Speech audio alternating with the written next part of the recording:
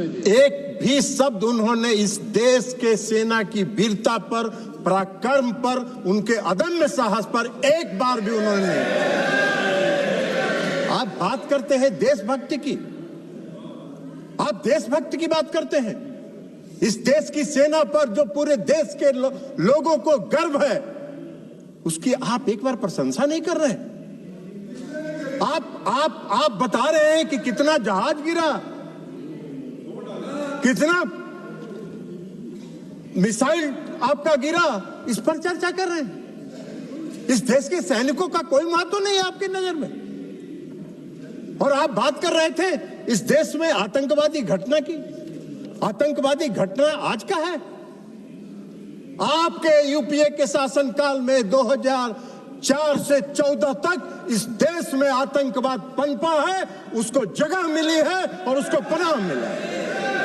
कितनी घटनाएं हुई, कितनी घटनाएं हुई देश में आतंकवाद की। पूरा सुनो, कहां हुआ, कितने नागरिक मारे गए, कितनी महिलाएं विधवा हुई, कितने बच्चे मारे गए। कभी आपने सोचा, कभी आपने देखा?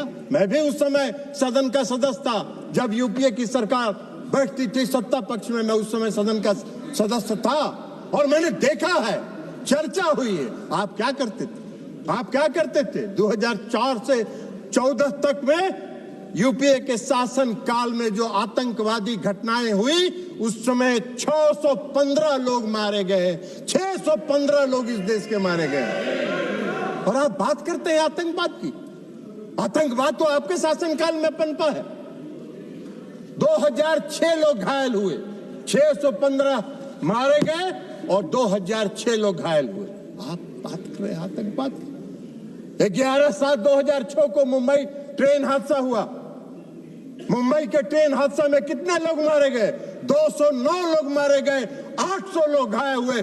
क्या किया आपने, क्या कार्रवाई की यूपीए के शासनकाल में? कुछ नहीं हुआ। 26/11/2008 को पूरा मुंबई महानगर में आतंकवादियों का कब्जा था। आतंकवादियों का कब्जा था। कैसे आए थे आतंकवादी? आज तो आप सवाल पूछ रहे थे कि पहलगांव में आतंकवादी कैसे आए, मुंबई पूरे शहर में, महानगर में आतंकवादी कैसे घुसे थे, आपको बताना चाहिए। उस आतंकवादी घटना में महाराष्ट्र पुलिस के 2 अधिकारी मारे गए थे, 2 अधिकारी मारे गए।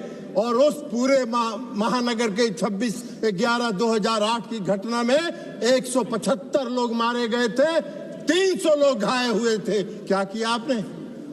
क्या किया आपने? आतंकवाद के खिलाफ लड़ाई लड़ने की का न साहस था यूपीए सरकार को और न उसमें दम था कि वो आतंकवाद के खिलाफ लड़ाई लड़ते, खाना पूरी करते थे, घड़ियाली आंसू बहाने का काम करते थे। ऐसा बात मत करिए। कम से कम देश की एकता और अखंडता के साथ मजाक मत करिए। देश की एकता और अखंडता के साथ देश की सरकार के साथ खड़ा रहने का काम कीजिए, नहीं तो कोई नहीं। विश्वसनीयता तो प्रतिदिन समाप्त हो ही रही है, आने वाले समय में कोई पूछेगा भी नहीं, यह भी जान लीजिए।